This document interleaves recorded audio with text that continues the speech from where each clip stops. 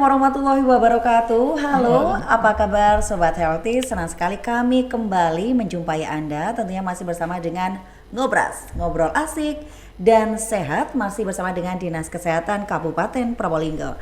Ya, masih dengan saya Amelia Subandi, pemirsa Sobat Healthy. Kali ini kita akan membahas berkaitan dengan PSC 119. Nah, apakah PSC itu? Kali ini sudah hadir bersama dengan saya, Bapak Awi.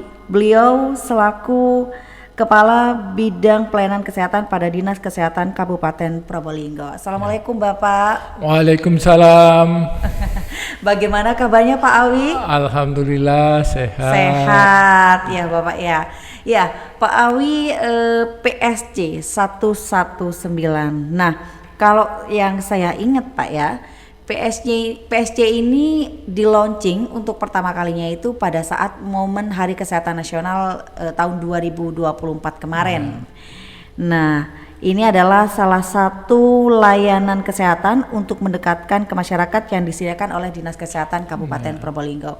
Nah, boleh diceritakan ini Pak, PSC 119 saat ini sudah berada di fase seperti apa? Apakah sudah banyak nih masyarakat yang mengakses layanan call center dari PSC 119 nih Pak? Ya. Terima kasih sebelumnya. PSC ya, PSC 119 sejatinya ini adalah menurut Permenkes nomor 19 tahun 2016 ini sudah secara nasional sudah di launching tahun 2019. Kemudian ada pandemi sehingga tidak berjalan sebagaimana yang diharapkan. Kemudian akhirnya mestinya sejak di launching itu setiap dinas kesehatan harus mengadakan unit PSC ini. Tapi ketika ada pandemi maka yang diadakan adalah posko COVID waktu itu. Ditamakan posko COVID terlebih dahulu. Sehingga setelah berjalan COVID mereda barulah fasilitas ini digunakan untuk PSC tapi masih dalam kondisi yang seadanya. Kemudian berjalan baru tahun 2024 itulah kita di Dinas Kesehatan Kabupaten Probolinggo baru bisa melengkapi baik fasilitas maupun tenaganya. Kalau armada memang sejak masa COVID sudah ada 3 armada ambulans itu. Kemudian tahun 2024 setelah dipersiapkan dengan terutama tentang tenaganya kesehatannya sudah siap, baru di launching bersamaan dengan momen Hari Kesehatan Nasional tahun 2024. Nah, kemudian perjalanan sampai sejak di launching itu sebenarnya sebelum di launching memang sudah orang tahu karena istilah PSC 119-nya sudah ditempel di Dinas Kesehatan dan itu berkelanjutan layanannya mengikuti pasca COVID sehingga cuma waktu itu hanya kegiatan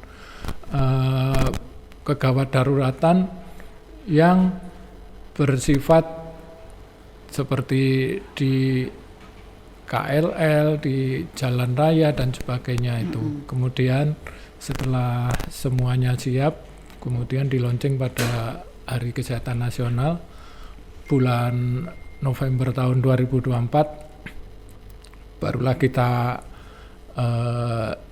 siarkan ke masyarakat lebih luas tentang PSC 119 ini agar masyarakat bisa mengakses sesuai dengan tujuan adanya PSC 119 ini adalah untuk mendekatkan akses layanan kegawat daruratan kepada masyarakat.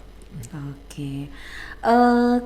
PSC atau Public Safety Center ini berarti kan posko utamanya itu ada di Dinas Kesehatan ya Pak ya? Betul. Nah kemudian bagaimana caranya agar Kabupaten Probolinggo ini kan luas, ada 24 kecamatan, kemudian bisa mengakses layanan ini dan kemudian direspon cepat oleh posko utama ini seperti apa? Apakah ada peran khusus dari Vaskes terdekat mungkin Pak? Ya, nah memang mengingat luasnya wilayah dari Kabupaten Probolinggo, maka PSG 119 tidak mungkin dengan 3 armada dan 12 tenaga ini bisa menjangkau ke seluruh wilayah pelosok Kabupaten Probolinggo, terutama ya dari ujung barat sana, dari Sukapura sampai Sumber, dan di timur ada di Kota Anyar. Sehingga untuk itulah memang PSG ini ada jejaring ya. Jejaringnya PSG adalah fasilitas kesehatan tingkat pertama, yaitu puskesmas dan klinik.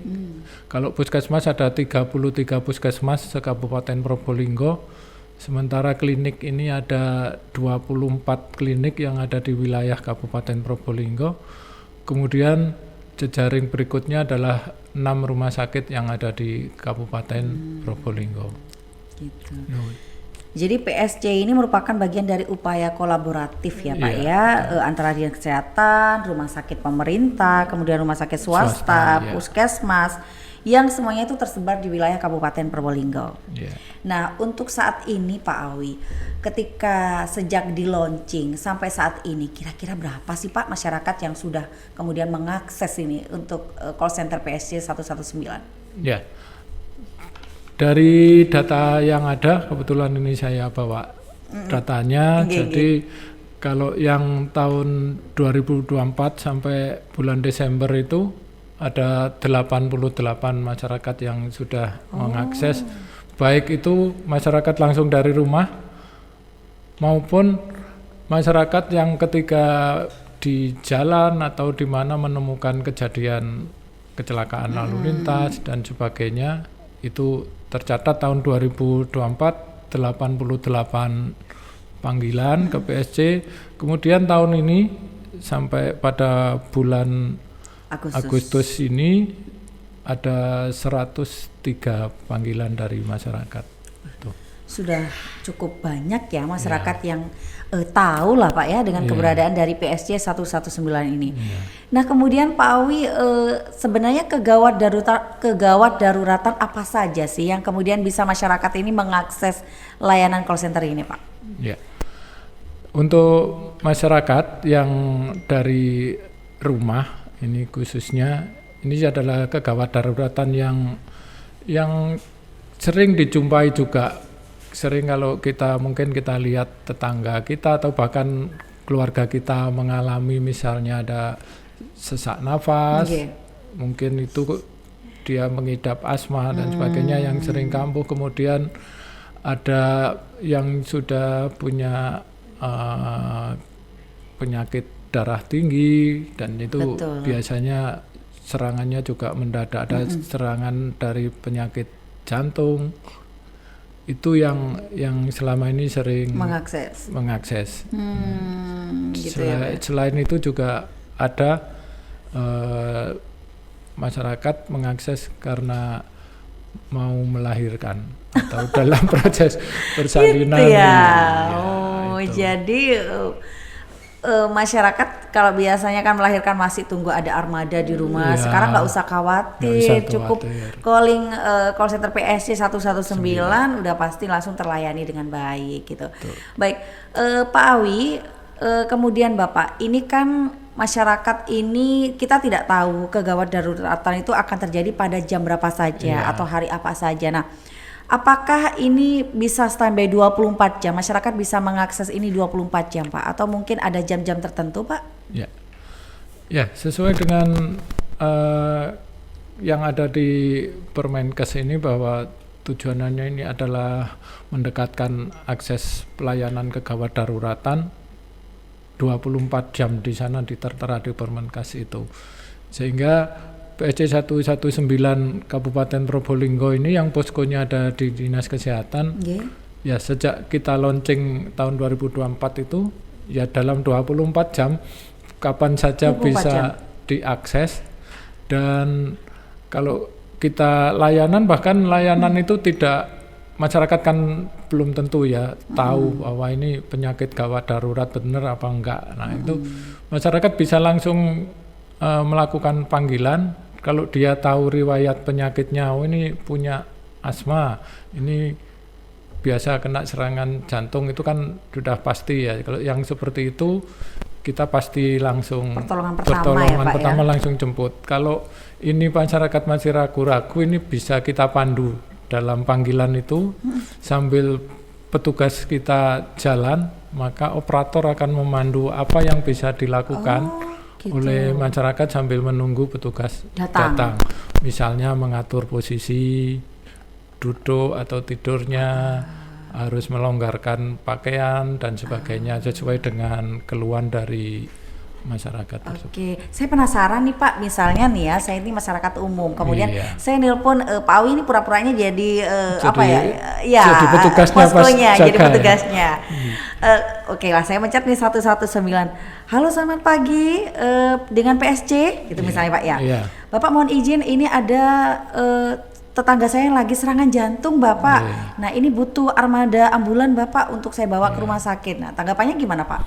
Ya, tentu di sini ada tidak langsung ada saringan ya panggilan itu. Oh gitu. Ada saringan.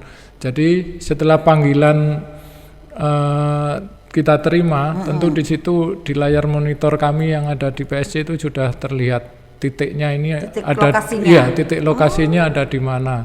Itu akan terdeteksi, makanya dari situ nanti kita ketika konfirmasi yang pertama betul ibu posisinya di mana. Nah sehingga dari situ ketika dia bilang misalnya dari Pajarakan, ternyata kita lihat peta kita, oh dia tidak di Pajarakan. Iseng berarti ya. Itu tentu itu terjadi sudah biasa ya dari pengalaman PSC yang sudah baik sekali layanannya. Kalau kita lihat historinya itu dia memaparkan data panggilan itu ya ada panggilan palsu, ada panggilan sesungguhnya, pasti ada di prank ya bahasanya sekarang Pak ya. Kan ada yang orang nyoba ya ini benar-benar standby apa enggak ini gitu. Jadi yang pertama kita deteksi dulu ini panggilan benar atau enggak. Tentu lokasinya yang akan pertama kali bisa ditanyakan terlebih dahulu sambil mengecek di monitor munculnya titik lokasinya itu di mana gitu ya. Oh baik. Baik selanjutnya Pak Awi, ke depan nih PSC ini harapannya seperti apa sih Pak? Apakah mungkin ada pembenahan Sarpras, kemudian ada penambahan dari tenaga kesehatannya atau bagaimana Pak Awi? Ya, ke depan kami berharap masyarakat ini kan kalau kita lihat masyarakat Probolinggo kalau dalam setahun ini masih 103 ini bisa digenjot masih kurang luas sebenarnya. Kalau dari sisi tenaga kita mestinya masih cukup kalau memang pergerakannya angkanya bahkan nanti bisa ratusan atau 1.000 bahkan panggilan dalam sebulan itu baru kita berpikir tentang jangka panjang tenaganya seperti apa. Untuk saat ini kita sudah punya 4 tim yang kita rotasi 3 shift itu sehingga ada 1 tim yang libur bahasanya ya atau standby. Nah itulah gunanya ketika misalnya perlu diketahui bahwa PSC 119 ini terkoneksi secara nasional. Jadi kalau misalnya ini yang sudah pernah adalah kejadian biasanya yang massal itu di tol.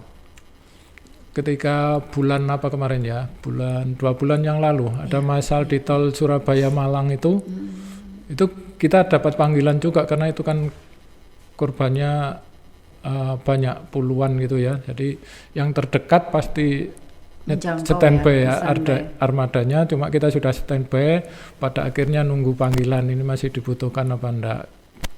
Untuk yang kemarin yang tol Malang Surabaya itu kita standby tapi ternyata sudah cukup teratasi dengan armada PSC 119 yang terdekat dengan wilayah tersebut. Gitu. Jadi memang kalau harapannya ini ke depan ini banyak masyarakat yang kemudian mengakses layanan dari PSC 119 ini. Mungkin memang nantinya ini yang harus digejarkan adalah sosialisasi masif ya Pak ya, kepada masyarakat. Nah, ayo masyarakat yang mungkin sudah menonton dari tayangan video ini nantinya apabila di wilayah sekitarnya ini ada kasus kegawat daruratan, bisa nih mengakses layanan PSC 119 karena dengan adanya PSC 119 ini, masyarakat Kabupaten Probolinggo tidak perlu khawatir dalam menghadapi situasi darurat, dan pemerintah sendiri dalam hal ini Dinas Kesehatan Kabupaten Probolinggo ingin memastikan bahwa setiap kebutuhan pertolongan gawat darurat dapat segera ditangani dengan cepat dan aman. Seperti itu ya Bapak ya? Iya, betul. Baik, Pak Awi, kami mengucapkan terima kasih atas ketersediaan waktunya. Next mungkin nanti kita bisa berjumpa dengan tema-tema yang lebih informatif lagi kepada Sobat Healthies yang di rumah. Sekian dari kami, saya selalu buat Pak Awi. Sukses Amin. Pak PSC-nya, bismillah. Semakin digenjot Iya. sosialisasinya, semakin banyak masyarakat yang kemudian mengakses PSC 119. Terima kasih Bapak. Ya, pemirsa, Sobat Healthies yang ada di rumah, sekian podcast kita pada Ngobras kali ini, ngobrol asik dan sehat. Masih bersama dengan Dinas Kesehatan Kabupaten Probolinggo. Saya mewakili kerabat kerja bertugas mengucapkan terima kasih. Wassalamualaikum dan sampai jumpa.